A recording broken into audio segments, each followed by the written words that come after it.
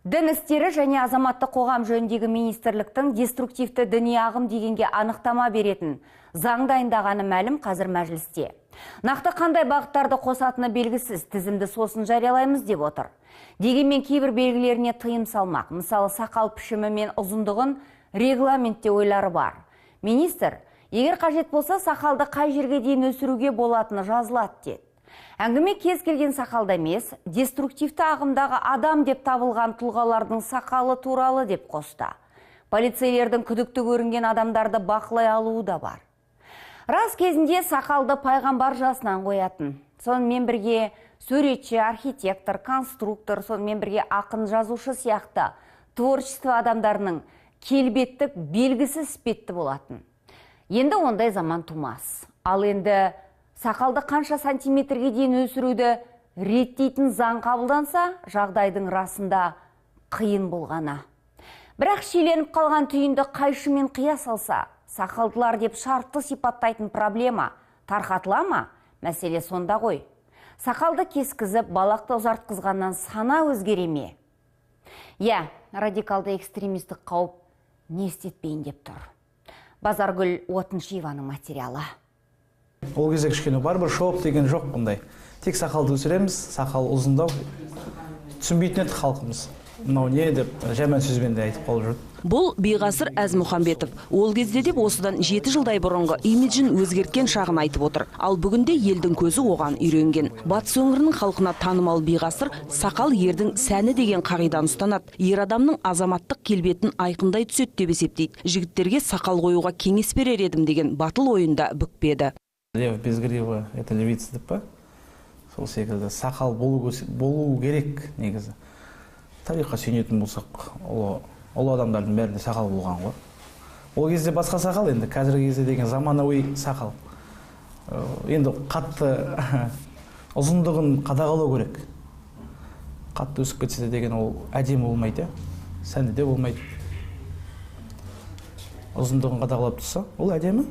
Сақалдың әуресі аз емес, оны күтіп баптауға бірталай ақша, уақыт керек. Қаулап өсіп кетпеу үшін 2-3 күнде мұқият бастырып тұрмаса болмайды. Мұның барлығын бұлжытпай орындайтын Бейғасыр кеткен шығынын еселеп қайтарады. Мәдени шараларды жүргізетін жігіт елдің есінде сақалым арқылы жатталып қалын ба, әйтеуір шақырту көп деп ағынан жарылды. Ал жазушы Мархабат Байғұттың пікірінше, бүгінгі ер адамдардың көбінің сақал қоюы өзгеше. Ақыры өсірген екенсің ретке келтіріп, болмысыңа, бет пішіміңе сай, жарасын бетіп жүр дегенді жастарға жиі айтам дейді. Сақал қоюдың өзіндік әдебі, мәдениеті бар екенін түсіндіруден жалыққан емес. Ақсақалдардың сақалы мейірім төгіп тұратын, бір сүйсініп қарайтынбыз, жылы шуақ тарап тұратын әр талынан. Кейінгі кездері сақалдар суық көрінетін болды. Сақалдардан қорқатын заман болып келе жатыр. Сондықтан сақал қоюда да мәніс бар, мағына бар, мәдениет бар.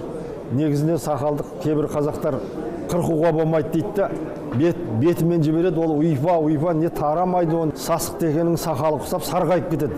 Хош, сақал туралы неге тәптіштеп айтып жатырмыз? Діни қызмет және діни бірлестіктер туралы заңға өзгеріс енгізетін жоба әзірленген. 1 жылдан бері талқыланып піскен жоба мәжіліске де жетті. Құжатты таныстыра келген дін істері министрі деструктивті діни ағымды ұстанатын адамның бейнесіне қатысты тұсты айтып қалған. Это может быть характерная борода, это может быть укороченные штаны. Осылай деген Ермекбаев теріс діни ағым өкілдерін анықтауға қатысты нормативтік құқықтық актілер қабылданатынын айта кетті. Қажет болса ондай белгілердің нақты сызбасы жасалады деді.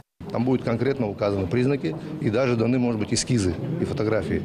Қаумалаған тілшілер Ермекбаевтың осы сөзін іліп алды да кетті. Ал қарапайым көпшіліктің көкейінде талай сұрақтың қылаң берген анық. Енді сақал мен балақты тұтамдап өлшеу қалып бет. Оның сызбасы мен мөлшері қандай болмақ деген пікірлерде айтылып жатыр. Сарапшы Айнұр Әбдірасылқызы көшедегі көрінген сақалдыны жетелеп әкеп тергегелі жатқан ешкім жоқ дейді. Егер нақты бір заң бұзушылық орын ала қалса, қандай бір заңсыз миссионерлік әрекет жасалса, әлде бір жеке тұлға өзінің діни көзқарасын екінші бір адамға араласпалағысы келсе, ол адам тексеріледі. Онда да алдымен діни көзқарасы, жамағатпен ара қатынасы зерттеліп, сақал мен балаққа содан соң ғана кезек келеді.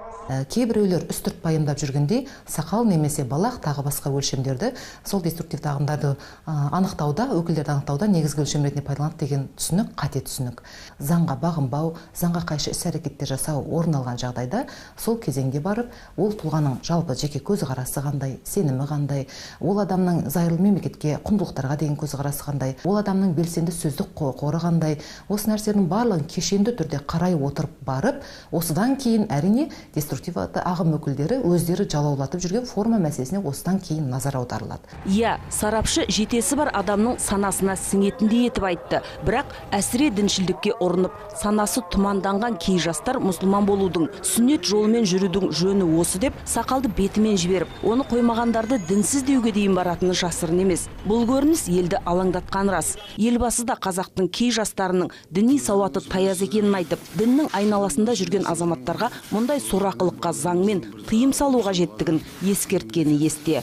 Соңғы кезде өрімдей жас жігіттер сақалын сапситып қойып, балақтарын шорт кесіп келеді. Бетін тұмшалап, бүркөп, қап-қара көйлек киген қыздардың қатары көбейді. Бұл біздің ұлтымызға да, сана сезімімізге де, дәстүрімізге де келмейді. Қазақстанда діни қызмет және діни бірлестіктер туралы заң 2011 жылы қабылданды. Мемлекетпен дін арасындағы қатынасты ресми бекіткен құжат миссиясын орындап келеді. Тек осы 7 жылда жағымсыз үрдістер әлемдік деңгейде күшейе түсті. Бұл біздің қоғамды да айналып өткен жоқ. Әсіре діншілдер артып, діни аудиторияға шетелден ықпал күшейді. Ақпараттық кеңістіктің ашықтығы да әсерін тигізді. Осыдан келіп, діни қатынастарды реттеудің құқықтық тетіктерін жетілдіре түсу қажеттігі туды. Халық білуге және сенуге тиіс бір нәрсе бар. Заң қатаңдандыруға емес, ізгілендіруге негізделеді. Сондықтан бұл жерде ешқандай үстірт көзқарас, шетін іс-әрекет орын алмайды деп сенуге толық негіз бар. Қысқасы, заңға енгізілетін өзгерістер, оның ішінде деструктивті діни ағымды ұстанатын адамның бейнесін анықтау сақалдының бәріне қатысты емес. Сондықтан сақалды Ханафи мазхабына сай етіп, сүннет үшін немесе сән үшін қоятындар алаңдамаса да болады. Яғни заң жобасында әркімнің құқығы ескеріледі. Ал қоғам қайраткері Мархабат Байғұттың пікірі, сақалды өлшеу соншалықты жаман бастама емес-ау дегенге саятындай. Кез келген нәрседе өлшем мен мөлшер болу керек, сақалда да сол өлшем мен мөлшер болу керек. Егер өлшем мен мөлшер болмаса, боғы шығады дейді абай. Сондықтан сақалды мәдениетті, иманды түрде қоюымыз керек. Қазақ сөздің көркі мақал, ердің көркі сақал дейді.